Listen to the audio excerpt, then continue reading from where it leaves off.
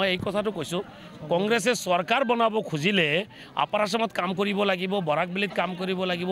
ডিমা হাছাও কাৰ্বি আংলঙত কাম কৰিব লাগে আপোনাৰ বিটিডিত কাম কৰিব লাগে সেইবিলাকত কংগ্ৰেছৰ কোনো মিটিং দেখা পোৱা নাযায় গৌৰৱ গগৈ নিজেও আপোনাৰ আমাৰ সেই মিয়া অঞ্চলত ঘূৰি থাকে কংগ্ৰেছৰ সকলো লিডাৰ মাত্ৰ মিয়া ভিতৰ কাৰণে বেহোচ হৈ কাম কৰি আছে গতিকে মিয়া অঞ্চলত সিট আছে আপোনাৰ 22টা 22খন সিট আমি কাম কৰি আছো বনানা বদৰুদ্দিন আজমল সাহেবৰ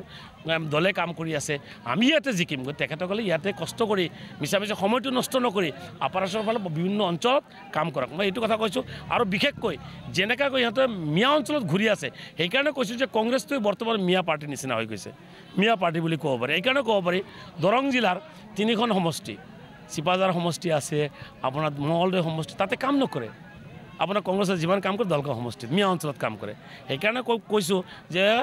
মাননীয় মুখ্যমন্ত্ৰীয়ে সুযোগ মানে দি আছে যে কংগ্ৰেছটো মিয়া পাৰ্টি বুলি মানে হেৰি কৰিবৰ কাৰণে স্বীকৃত কৰিবৰ কাৰণে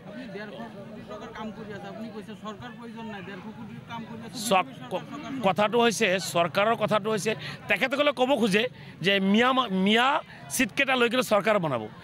বনাব নোৱাৰে চৰকাৰ বনাব লগা হ'লে গোটেই জনগোষ্ঠী জাতি জনগোষ্ঠী তাত যাব লাগিব বিধায়ক জিকিব লাগিব আৰু 64 নাম্বাৰছ হ'ব লাগিব কিন্তু সেই নাম্বাৰছ কংগ্ৰেছৰ হাতত আমি দেখা নাই গতিকে আমি আশীৰ্বাদ কৰোঁ আমাৰ দোৱা আছে আৰু কংগ্ৰেছে বেলেগ বেলেগ জেগাৰ পৰা লৈ আহক আমি